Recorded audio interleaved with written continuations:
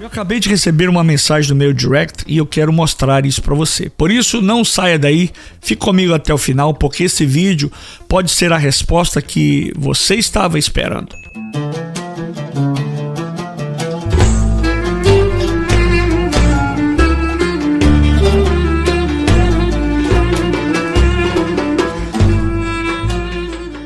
Mas antes, porém, eu conto com a sua participação. Deixa aí o seu like, deixa aí o seu joinha, se inscreva no canal, compartilhe esse vídeo e se você escrever aqui abaixo nos comentários a palavra hebraico, eu vou mandar para você uma aula de graça do meu curso de alfabetização no hebraico. Escreve aí abaixo a palavra hebraico. Deixa eu ler para vocês uma pergunta que eu recebi no meu direct. Pastor, faz um vídeo falando se possível enganariam até os escolhidos. É uma referência bíblica encontrada em Mateus 24:24 e Marcos 13:22. Ela descreve a habilidade de falsos profetas e falsos cristos em realizar sinais e maravilhas para enganar com a intenção de confundir até mesmo aqueles que são considerados fiéis. Muitos podem ser enganados, pois vão dizer: como vamos ficar sem o nosso salário, nossas casas, sem nossa identidade? Pois a moeda única não vai demorar a controlar quem pode e quem não pode comprar ou vender. Obrigado. Em primeiro lugar, eu quero agradecer a essa pessoa que nos enviou essa mensagem. Muito obrigado, obrigado pela sua sugestão, obrigado pelo interesse de conhecer mais as Sagradas Escrituras. E eu quero aqui também deixar um convite para você que, quem sabe você está com uma dúvida ou uma pergunta, envie sua mensagem para nós e vamos com o maior carinho responder você. A frase "se possível enganariam até os escolhidos", ela está em dois textos paralelos. Primeiro, Mateus 24:24, porque surgirão falsos cristos e falsos profetas e farão tão grandes sinais e prodígios que, se possível fora, enganariam até os escolhidos. E também o texto de Marcos capítulo 13:22, porque se levantarão falsos cristos e falsos profetas e farão sinais e prodígios para enganarem, se fosse possível, até os escolhidos. Essas palavras foram ditas pelo próprio Jesus em um dos seus discursos, um dos discursos mais sérios de todo o Novo Testamento, chamado de o Sermão Escatológico. Jesus estava no Monte das Oliveiras com vista direta para o Templo de Jerusalém. Jesus estava falando aos seus discípulos mais próximos, de forma mais particular e reservada, fora do alcance das multidões.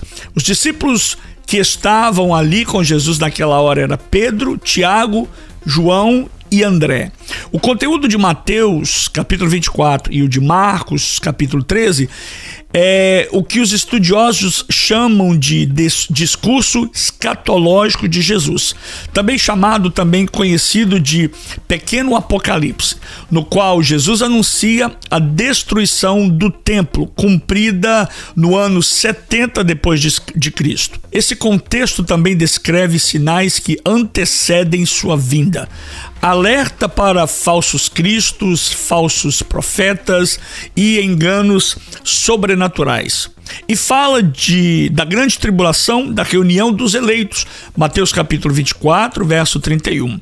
O verso 24, especificamente, ele adverte sobre o engano nos últimos dias, causado por sinais e prodígios que seriam tão convenientes que poderiam enganar até mesmo os eleitos, se fosse possível. Note aqui o detalhe. Jesus não diz que os escolhidos seriam enganados, mas que, se fosse possível, até eles seriam. O que significa isso? Isso significa que o engano será tão parecido quanto a verdade. O engano será tão envolvente, tão bem produzido, que só quem estiver cheio do Espírito Santo, alicerçado na palavra e vigilante, conseguirá perceber a diferença. Nos textos de Mateus 24 e Marcos 13, Jesus não fala à multidão. Jesus, ele sai do templo, ele olha para ele com tristeza e diz, Mateus 24, 2, em verdade vos digo que não ficará aqui pedra sobre pedra que não seja derrubada. A profecia de Jesus, ela chocou os discípulos, porque para eles a destruição do templo significava o fim do mundo na época. Por isso, quando eles estão a sós com ele, com Jesus, lá no Monte das Oliveiras, eles fazem 3 perguntas. Mateus capítulo 24, verso 3. Quando acontecerá a destruição do templo? Qual será o sinal da sua vinda e o fim do mundo? Mateus 24 diz que surgirão falsos cristos e falsos profetas e farão grandes sinais e prodígios, de modo que, se possível for, enganariam até mesmo os escolhidos. Essa advertência aponta para um tipo de engano sobrenatural, onde haveriam milagres, visões, manifestações, mas que não vêm, que não procede de Deus. Observe mais uma vez que Jesus não diz que os eleitos serão enganados, mas ele diz que, se possível fosse, ou seja, o engano será tão forte, tão conveniente, tão real, que humanamente falando, até os fiéis poderiam ser confundidos, mas que o Espírito Santo os preservará. A mesma coisa Paulo diz em 2 Tessalonicenses capítulo 2, verso 9 a 11, que o anticristo virá com poder, com sinais e prodígios da mentira, e Deus permitirá esse engano sobre os que não amaram a verdade. Então vamos lá, existem 2 coisas a considerar aqui. Temos agora 2 fases de engano. A primeira fase é o que está acontecendo hoje, está acontecendo em nossos dias. Estamos vendo um falso evangelho ser anunciado, falsos profetas, falsos mestres, falsos ensinamentos, onde estão vendendo até milagres como se fosse marketing.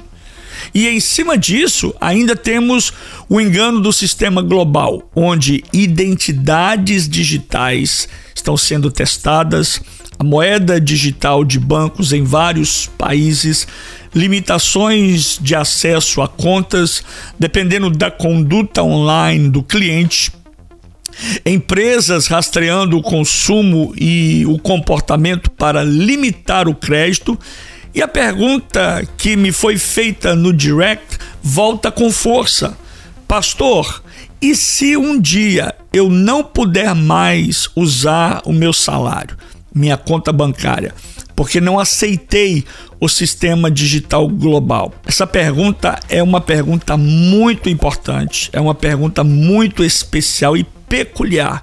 E eu poderia dizer mais, é uma pergunta profética. Por quê?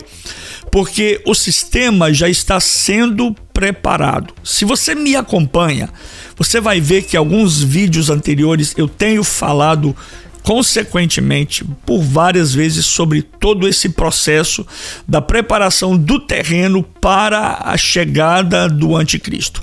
E quem discorda disso pode ser até mesmo considerado um obstáculo. E obstáculos, cá entre nós sabemos, eles terão que ser eliminados. É por isso que Jesus alertou: se possível, enganariam até mesmo os escolhidos. Pastor, então, o que eu devo fazer? Eu creio que você está fazendo essa pergunta, mas eu quero aqui deixar para você um conselho pastoral.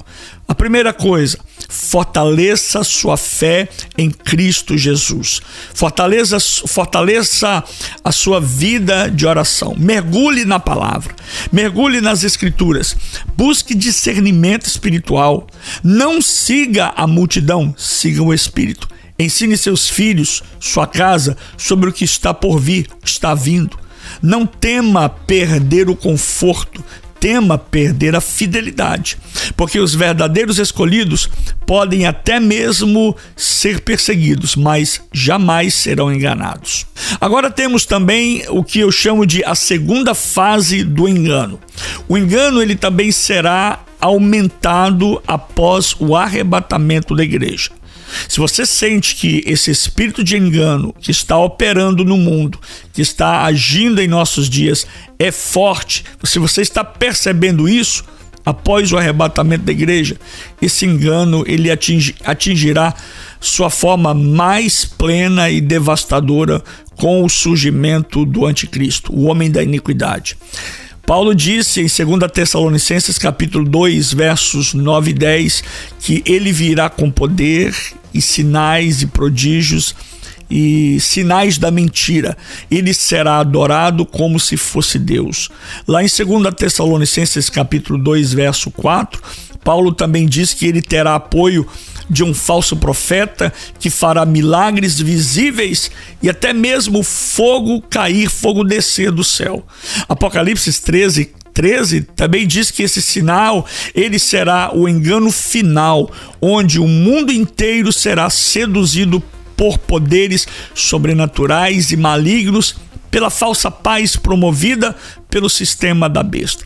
Portanto, o engano após o arrebatamento será dirigido às nações, aos judeus e aos que ainda não creram em Cristo, mas ainda terão oportunidade durante o período da grande tribulação. Tá aí para você, eu espero que tenha respondido a sua pergunta de forma clara, objetiva e de fácil entendimento. E se essa mensagem falou com você, eu quero que você escreva aqui nos comentários a palavra escolhido.